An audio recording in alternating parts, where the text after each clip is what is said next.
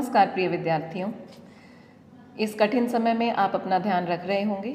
पहले हमने पिछले वीडियो में सेट ए के प्रश्नोत्तर किए थे, आज हम सेट बी के करेंगे। जैसे कि हमने पहले निर्धारित पाठ्यक्रम के ही प्रश्नोत्तर किए थे, बाकी हमने छोड़ दिए थे क्योंकि वो इस साल नहीं आने हैं। सरकार ने कोरोना समय के कारण क्योंकि कक्षाएं नहीं लगी हैं, इसलिए उन्हें सिलेबस से, हमारे पाठ्यक्रम से इस साल के लिए काट दिया है। तो हम केवल उन्हीं प्रश्नों को करेंगे जो कि इस पाठ्यक्रम से संबंधित हैं। और दूसरी बात, अब तो सभी को स्पष्ट ही है और मैं अपने हर वीडियो में ये बात कहती भी थी कि आप छोटे प्रश्न अवश्य करें। छोटे प्रश्न ही पेपर में अधिक आएंगे। हो सकता है क्विज के रूप में पेपर हो जाए, पर अब क्योंकि स्थिति कुछ सामान्य तो नहीं हुई है, लेकिन सामान्य होने की ओर है, हो सकती है सामान्य। अच्छी बात है हमारे लिए बहुत ज़्यादा। सभी स्वस्थ रहें क्योंकि पहला सुख निरोगी काया। आइए प्रश्न शुरू करते हैं सेट बी से। निम्नलिखित प्रश्नों के यथा निर्दिष्ट उत्तर दीजिए। प्रथम प्रश्न का क भाग है प्रत्युत्तर और संघर्ष। इनका संधि विच्छेद करना है। प्रत्युत्तर प्रति जमा उत्तर, प्रति जमा उत्तर। तो आप देख रहे हैं ई जमा ऊ को मिलकर बना है और य बना है। मैं अपने कक्षा में जब संधि करवाई थी तो मैंने आपको बताया था कि य बनता है तो कौन सी संधि होती है। ई जमा ऊ मिलकर जब य बन रहा है तो ये कौन सी संधि है, आप मुझे कमेंट बॉक्स में ज़रूर बताएं ताकि मुझे पता चल जाए, नहीं तो हर बार मैं ही बताऊंगी। सम जमा घर्ष, संघर्ष, सम जमा घर्ष। म को हलंत है। अगर किसी व्यंजन को हलंत लगा हुआ है तो तीन संधि होती हैं, स्वर संधि, व्यंजन संधि और विसर्ग संधि। तो ये कौन सी संधि है ये भी आपको पता होना चाहिए। प्लीज़ मुझे इन दोनों की संधि के नाम कमेंट करके ज़रूर बताएं। अगला प्रश्न है कोप और वसंत, इन दो के पर्यायवाची लिखिए। कोप क्रोध, गुस्सा, रोष, रिस आदि। उसके अलावा वसंत, वसंत के पर्यायवाची तो आपके एक अध्याय में भी हैं जो देव जी का अध्याय है। तो ऋतुराज, मधु, माधव, मधुमास। ठीक है, ऋतुराज ऋतुओं का राजा माना जाता है, इसलिए वसंत। मधु, मधुमास, माधव। ठीक है। आकर्षण और शुक्ल, इन दोनों के विलोम शब्द लिखने हैं। आकर्षण का विकर्षण, आकर्षण का विकर्षण। आ उपसर्ग है आकर्षण में और विकर्षण में वि उपसर्ग है। शुक्ल का होगा कृष्ण, शुक्ल पक्ष कृष्ण पक्ष हम पढ़ते ही हैं। अगला प्रश्न है अविधान और स्वयंवर, इनके उपसर्ग छांटने हैं। अविधान में अवि और अ दोनों हो सकते हैं क्योंकि अवि के बाद आता है धान। धान की फसल हमें पता है, धान अपने आप में एक पूर्ण शब्द है, सार्थक शब्द है। उसके अलावा अगर हम उपसर्ग निकालते हैं तो विधान, विधान का भी सार्थक शब्द है, इसलिए अ और अवि दोनों हो सकते हैं। अगला है स्वयंवर, स्वयंवर में उपसर्ग, स्वयं उपसर्ग है, स्वयं अपना वर चुनना। वर एक शब्द हो गया सार्थक और स्वयं उसका उपसर्ग हो गया। उपसर्ग जो शब्द के आगे लगते हैं, और प्रत्यय प से प्रत्यय प पीछे, तो जो शब्द के पीछे लगे हों। आइए अब इसमें से प्रत्यय छांटते हैं। अगले प्रश्न गरिमा और कसक, इसमें से प्रत्यय छांटना है। गरिमा में इमा प्रत्यय है और कसक में अक प्रत्यय है। कसक में अक और गरिमा में इमा। ई र को छोटी की मात्रा है तो ई भी छोटी ही आएगी। सेट ए में भी ये प्रश्न था और बी में भी है। विकारी शब्द कौन से होते हैं? वाक्य में प्रयोग करते हुए वे शब्द जो लिंग, वचन, कारक, पुरुष आदि के कारण या इनके आधार पर परिवर्तित नहीं होते, जिनमें विकार परिवर्तित हो जाते हैं। अविकारी वो होते हैं जिनमें परिवर्तन ना हो। लिंग, वचन, कारक आदि के आधार पे जिनमें परिवर्तन हो वो विकारी, और जिनमें परिवर्तन न हो वो अविकारी होते हैं। तो जैसे कि हमने उसमें भी किया था, लड़का से वो लड़की भी हो सकता है, लड़के भी हो सकते हैं, लेकिन लड़का धीरे धीरे चलता है, धीरे धीरे शब्द जो है वो अविकारी में गिना जाएगा। मुहावरे आकाश से तारे तोड़ना, आकाश से तारे तोड़ना यानी कि एक असंभव कार्य करना। असंभव, न संभव, नन तत्पुरुष समास हो गया। आकाश से तारे तोड़ना अर्थात असंभव कार्य करना, तो इसे हम अपनी 10वीं कक्षा के आधार पर ही बना लेते हैं कि 10वीं कक्षा में इस बार अत्यधिक अर्थात 90% से अधिक अंक प्राप्त करना कोई आकाश के तारे तोड़ना जितना कठिन नहीं है। अगला प्रश्न है कंचन बरसना। कंचन मतलब सोना, समृद्धि बरस आना। कंचन बरसना, कंचन होता है सोना और समृद्धि आना। जब कोई किस्मत साथ देती है तो कंचन बरसता है, या फिर और बात कर सकते हैं, यदि आप मेहनत करेंगे तो कंचन स्वयं बरसेगा। अगला प्रश्न है उपमा अलंकार के विषय में पूछा गया है। उपमा अलंकार की परिभाषा उदाहरण सहित बताइए। उपमा देना किसी चीज़ की, अर्थात उपमा शब्द का क्या अर्थ हुआ? तुलना करना। जैसे आप किसी अध्यापक या अध्यापिका या किसी भी चीज़ की तुलना करते हैं किसी के साथ, किसी भी रूप गुण आदि के आधार पर, तो उसे हम उपमा कहते हैं। सी सा सम सरिस, जिसमें ये शब्द आ जाते हैं। सी उसके जैसी, उसके जैसा। सम या उसके समान। सरिस पीपर पात सरिस मंडोला, किसी के साथ समानता दिखाई जाए। ये कह सकते हैं कि किसी साधारण वस्तु यानी कि उपमेय की समानता, किसी उपमान, चांद या कोई ऐसा व्यक्ति जो बहुत प्रसिद्ध हो उसके साथ समानता दिखाना। उपमेय की उपमान के साथ समानता दिखाई जाए तो उसे उपमा अलंकार कहते हैं।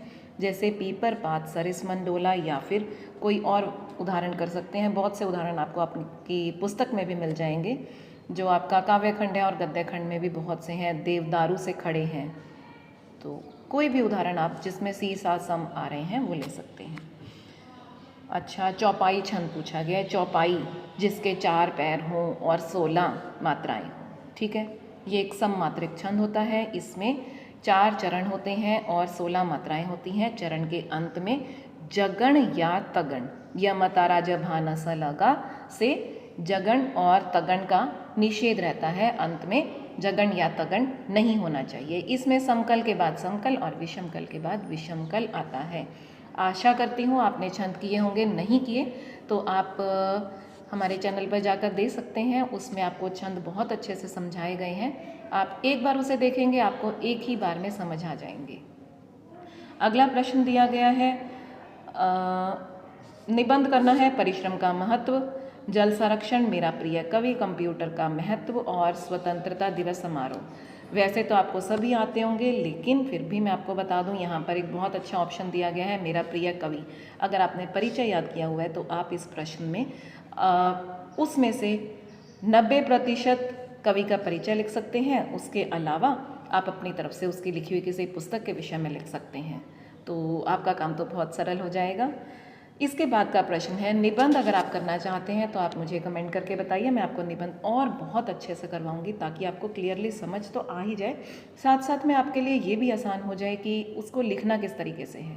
लिखने का भी एक तरीका होता है। जब भी हम पेपर लिखते हैं अपने लिए नहीं लिखते हैं, चेक करने वाले के लिए लिखते हैं। चेक करने वाले को आपकी चीज़ अगर पसंद आती है तो आपको पूरे अंक देगा, और अगर नहीं आती है तो वो अंक में थोड़ी सी कंजूसी कर लेगा। तो ध्यान रखिए, जब भी आप पेपर कर रहे हैं अपने लिए नहीं, एग्जामिनर के लिए कीजिए।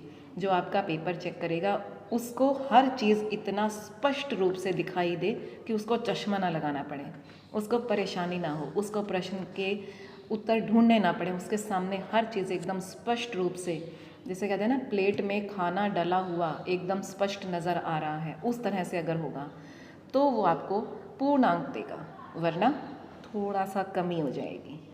वर्तनी दोष ना करें, इसका भी अवश्य ध्यान रखें। अगला प्रश्न है, अपने छोटे भाई को कुसंगति से बचाने की शिक्षा देते हुए एक पत्र लिखिए। छोटा भाई है आपका, उसकी संगत बुरी हो गई है। संगति बहुत महत्व रखती है। किसी की संगति अगर साधु संत अच्छे व्यक्ति से हो जाए, उसके अपने अध्यापक से हो जाए, उससे अच्छी संगति तो कुछ है ही नहीं, और तो वो बहुत आगे चला जाएगा। और वही संगति अगर आप किसी ऐसे बच्चे की कर लेते हैं जिसमें काफ़ी दोष हैं, तो वही संगति आपको काफ़ी पीछे ले जाएगी।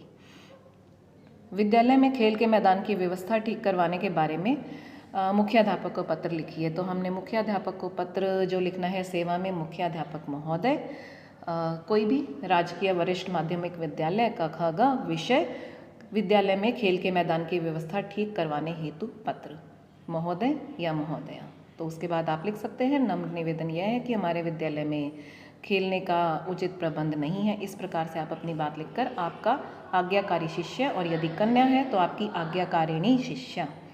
और अपने छोटे भाई को कुसंगति से बचाने के लिए तो प्रिय भाई या प्रिय अनुज, अनुज का मतलब होता है छोटा भाई, प्रिय अनुज सोहन नरेश। उसके बाद आप लिख सकते हैं, मुझे पता चला है कि आपकी संगति अच्छी नहीं है। आप अपनी संगति सुधारने का प्रयास कीजिए, क्योंकि कुसंगति हमेशा पतन के मार्ग पर ले जाती है। आप अपने विचार लिख सकते हैं, उसके बाद आप अंत में लिखेंगे आपका बड़ा भाई, आप अपना नाम लिख सकते हैं और उसके बाद पता भी लिख सकते हैं। आगे है खंड ख।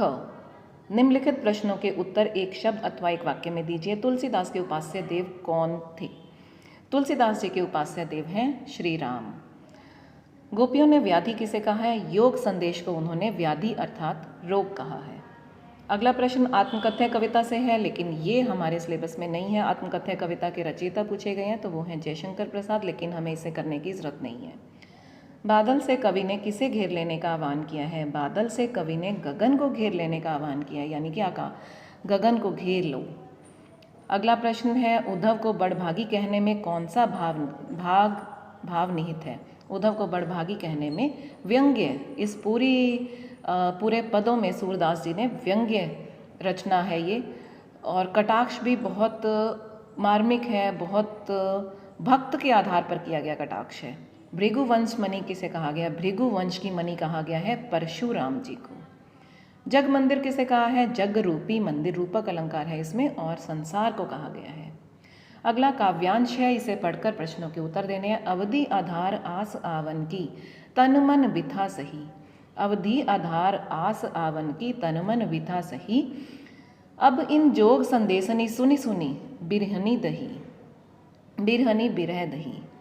चाहती हुती गुहार जित ही तय उत तय धार बही। सूरदास अब धीर धरही क्यों मर्यादा न लही।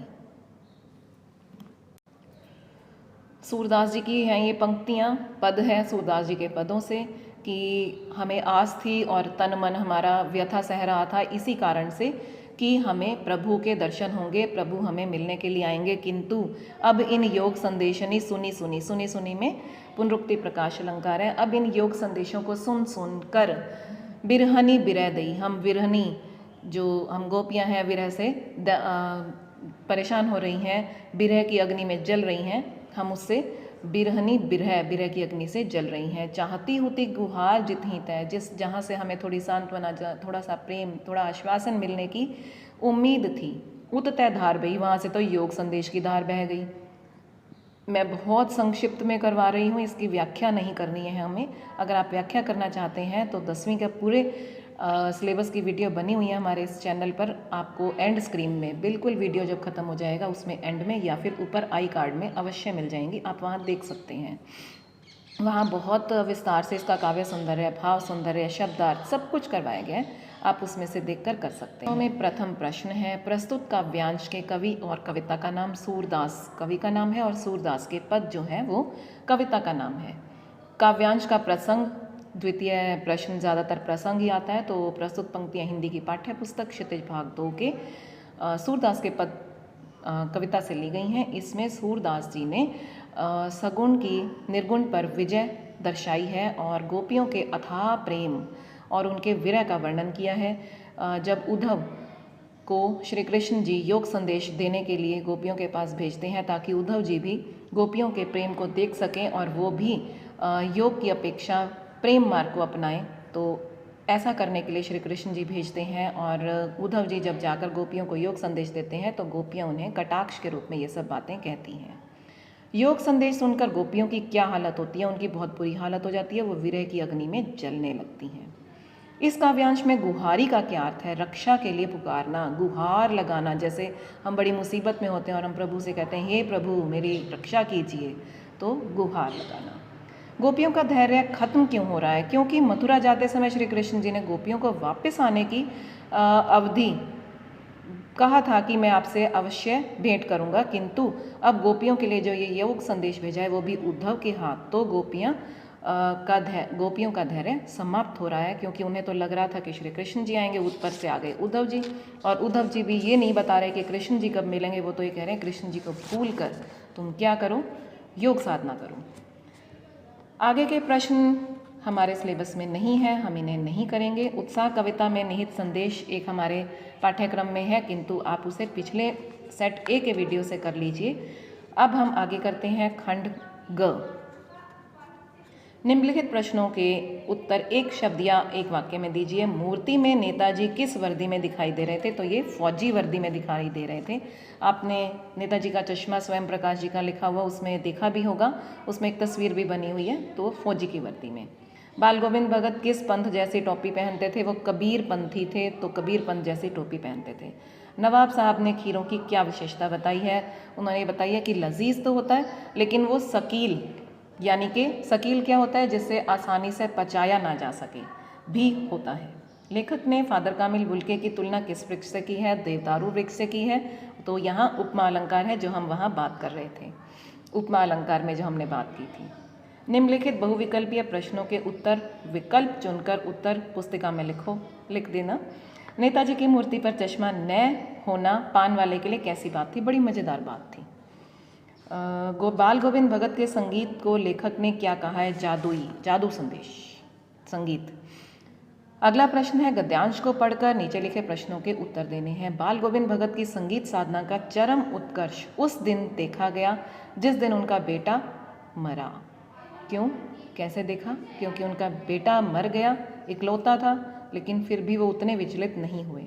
इकलौता बेटा था, वह बहुत सुस्त और बोदा सा था, किंतु इसी कारण बाल गोविंद भगत उसे और भी मानते थे, उसका ध्यान रखते थे। उनकी समझ में ऐसे आदमियों पर ही ज़्यादा नज़र रखनी चाहिए या प्यार करना चाहिए, क्योंकि वे निगरानी और मोहब्बत के ज़्यादा हकदार होते हैं।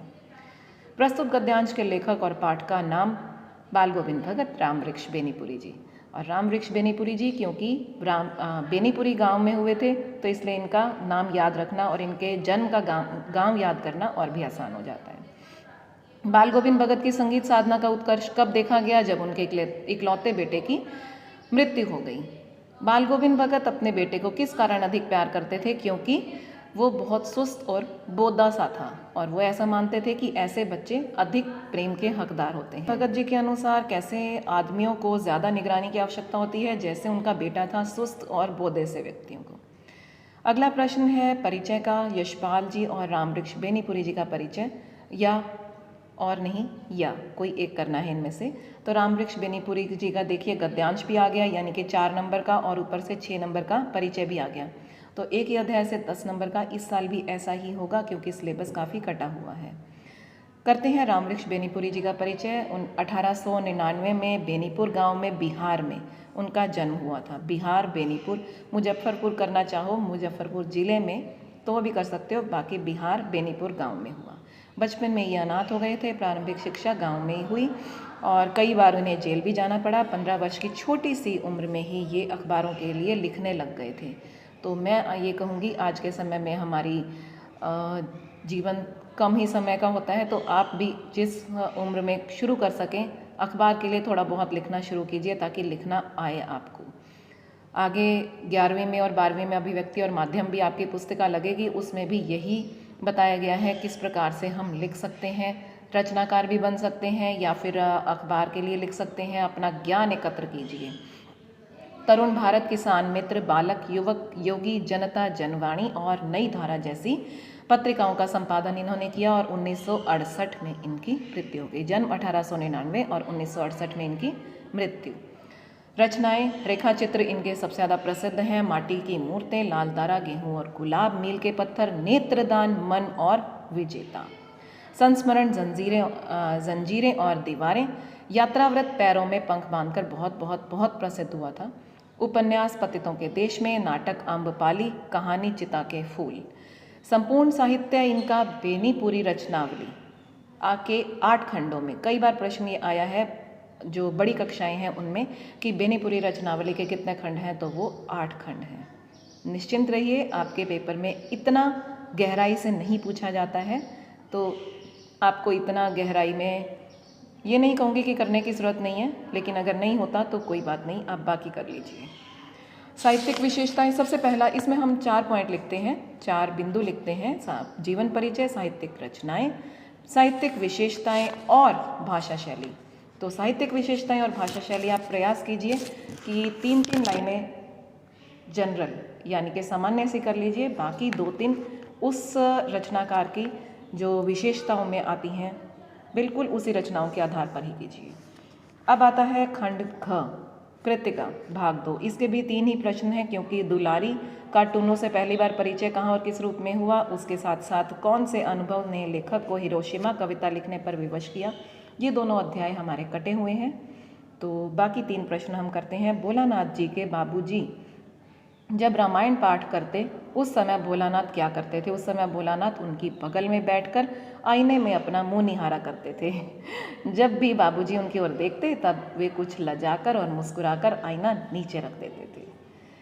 जॉर्ज पंचम की नाक में लेखक ने हिंदुस्तान की कैसी मानसिकता पर व्यंग्य किया है? हिंदुस्तान की गुलामी और चापलूसी भरी मानसिकता पर व्यंग्य किया है। प्रिय विद्यार्थियों, अगर आपको लगता है कि मैं बहुत शीघ्रता से करवा रही हूँ तो आप वीडियो को थोड़ा सा पॉज करके देख लीजिए। अगर वो भी नहीं होता है तो नीचे डिस्क्रिप्शन बॉक्स में आपको प्रश्नों के उत्तर मिल जाएंगे। बहुत से 90% प्रश्नों के उत्तर आपको उसमें मिल जाएंगे। यहाँ साथ में लिखे हुए भी मिल रहे हैं, आप वहाँ भी देख सकते हैं। अच्छा, अंग्रेज़ों के भक्त बने हुए हैं हम, शायद आज भी, और चापलूसी, अधिकारी और कर्मचारियों की चापलूसी, साथ साथ में जो मूर्तिकार हैं वो भी चापलूस थे, जो स्वतंत्र भारत में रहते हुए भी अंग्रेज़ों के भक्त बने हुए हैं। इन बातों पर व्यंग्य किया है। अधिकतर भारतीय अधिकारी कर्मचारी मुसीबत आने पर ही जागरूक होते हैं। बदहवासी में ये लोग कभी कमेटियां बनाते हैं तो कभी बैठकें करते हैं, और फिर भी अंदर ही अंदर अंग्रेज़ों के ही भक्त हैं। सिक्किम के अधिकतर लोगों की जीविका का साधन क्या है? अगला प्रश्न है कि उनकी जीविका का ज़्यादातर साधन जो है पहाड़ी आलू, धान की खेती। धान से संबंधित एक प्रश्न हमने व्याकरण में किया है जिसमें उपसर्ग छांटना था। वो कौन सा प्रश्न था मुझे कमेंट करके बताइए, मुझे भी अच्छा लगेगा। तो ये इसी प्रश्न पर आते हैं। पहाड़ी आलू, धान की खेती और दारू का व्यापार करते थे। दारू अर्थात शराब, जिसे हम अल्कोहल कहते हैं। इसके अलावा कुछ लोग चाय के बागान से अपनी जीविका चलाते थे और कुछ लोग मजदूरी भी करते थे। तो प्रिय विद्यार्थियों, जो प्रश्न आपको समझ नहीं आया या आपको लगा है कि मैं बहुत शीघ्रता कर रही हूँ या कोई भी और समस्या है तो मुझे कृपया कमेंट्स अवश्य करें। आपके कमेंट से मुझे बहुत अच्छा लगता है, साथ ही ये भी पता चलता है कि आप मेरे साथ साथ चल रहे हैं। तो कृपया कमेंट ज़रूर करें। अगर अच्छा लगता है तो लाइक शेयर भी ज़रूर करें। धन्यवाद।